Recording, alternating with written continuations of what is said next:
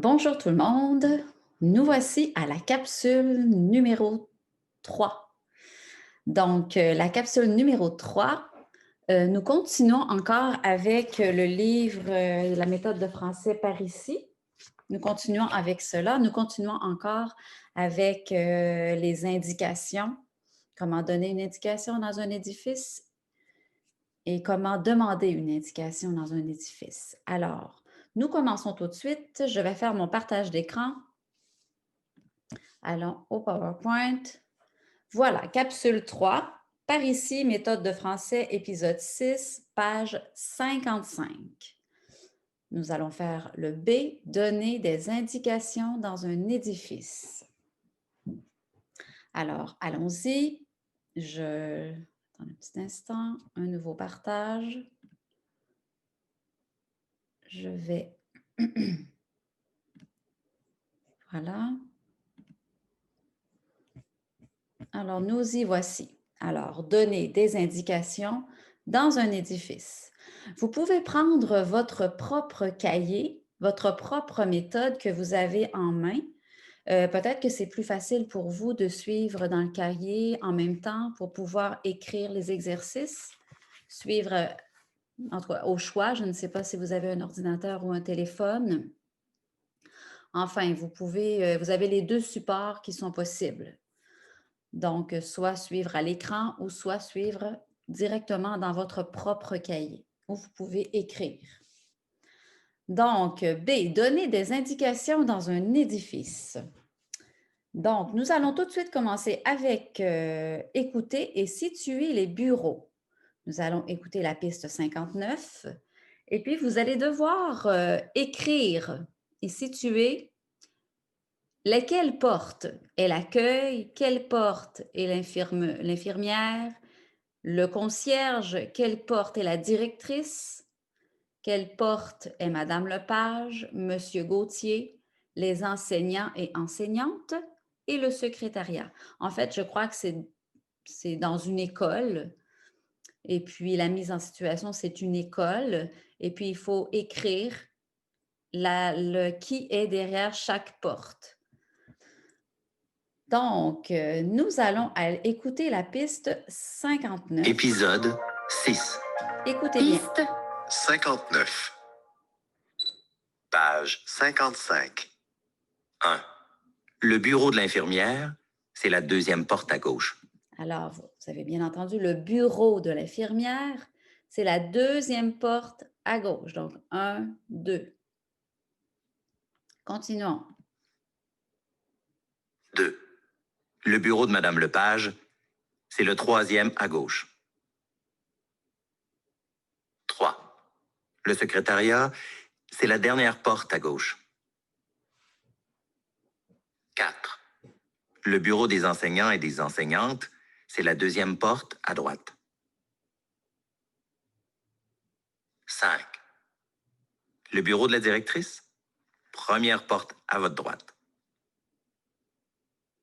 6. Le bureau de M. Gauthier est le troisième à droite. 7. Le concierge, quatrième porte à droite. 8. L'accueil, c'est la première porte à votre gauche. Donc, on va recommencer la piste 59 et puis on va le faire tranquillement pour savoir où placer les bonnes personnes sur la bonne porte. Alors, Piste 59. Page 55. 1. Le bureau de l'infirmière, c'est la deuxième porte à gauche.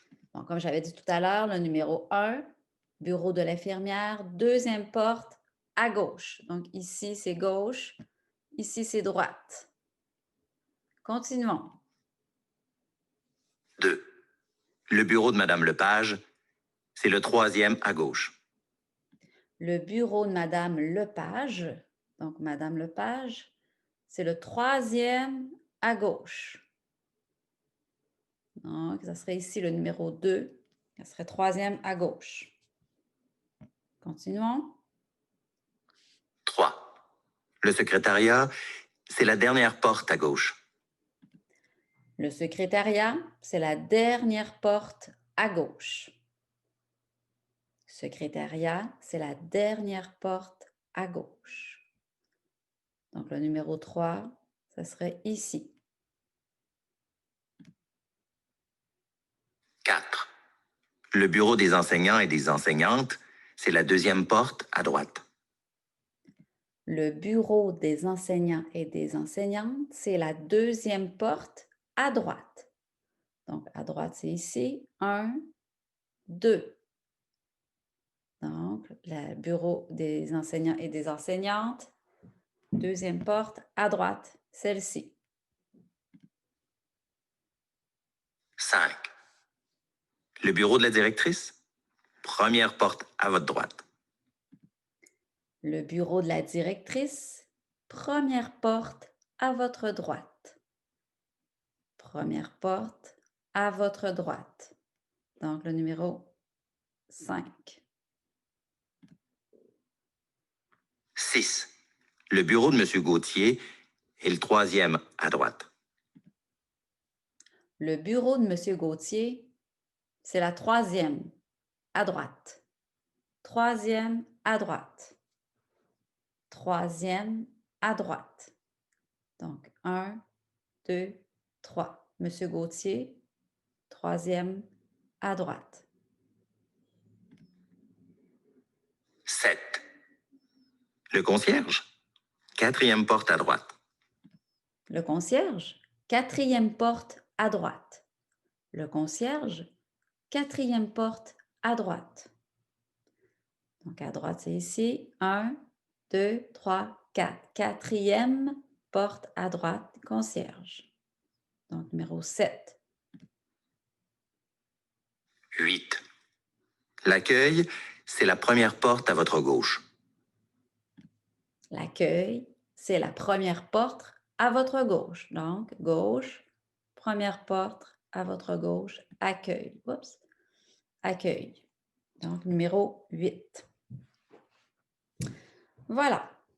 Donc, vous pouvez, comme je disais dans l'autre vidéo, poser sur pause, appuyer sur pause, aller faire l'exercice à votre rythme et revenir. Continuons. Dites à quel étage est chaque lieu. Exemple. Le bureau du psychologue André Beauchamp est au 3e étage. Alors ici, on a l'édifice Marcel Didier. C'est un édifice avec plusieurs bureaux à l'intérieur de l'édifice. Bureau d'André Deschamps, psychologue, 3e. Donc, comme dans l'exemple, si je prends la Banque Épargne mondiale, comment je vais dire? Je vais dire la Banque Épargne mondiale est, le verbe être, est au premier étage. Premier étage. La cafétéria est au 2e étage. Le concierge est au sous-sol. Appuyez sur pause. Allez faire par vous-même l'exercice, le reste de l'exercice, et puis revenez. Moi, je continue le vidéo et je vais dire chaque réponse à mesure, mais prenez vraiment le temps d'aller le faire vous-même, de le dire à voix haute. Appuyez sur pause, allez faire l'exercice et revenez. Moi, je continue le vidéo. École de secrétariat, non, bureau de Desrosiers et la Rose comptable est au premier étage. L'école de secrétariat est au 4e et 5e étage. La garderie est au rez-de-chaussée. Le garage est au sous-sol. Le bureau de Sylvie Leclerc, dentiste, est au 2e étage. La réception et sécurité est au rez-de-chaussée. Rez-de-chaussée, c'est le niveau 1. Donc, ici, on peut voir les déterminants ordinaux. On utilise les déterminants ordinaux pour indiquer l'ordre de personnes ou de choses. Bon, pour former un déterminant ordinal, on ajoute IM au nombre. Donc, deuxième, troisième, quatrième, cinquième, etc. On va le revoir un petit peu plus loin. À vous, à quel étage habitez-vous? Je vous pose la question. À quel étage habitez-vous?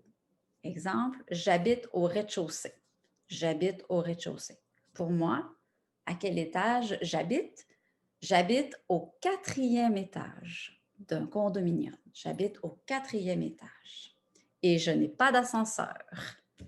Alors, il faut que je monte chaque jour 4 étages avec l'épicerie, que je descende 4 étages avec mes bagages. Alors, vous, à quel étage habitez-vous ici au Québec et à quel étage habitez-vous, par exemple, au Vietnam ou dans vos autres vies? À quel étage habitent vos parents? À quel étage habitent vos amis?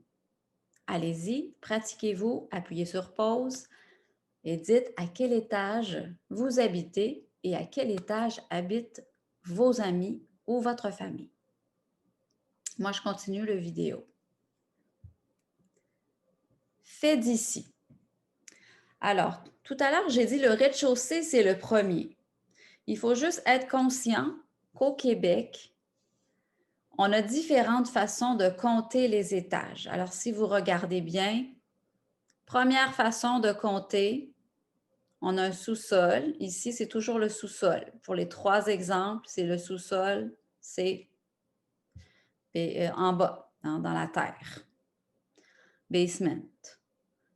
Rez-de-chaussée, rez-de-chaussée. On peut ne pas appeler le rez-de-chaussée, on peut l'appeler le premier étage.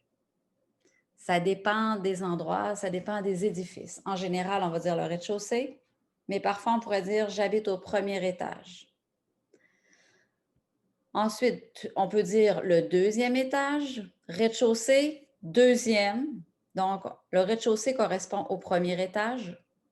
Ensuite, on va directement au 2e et 3e.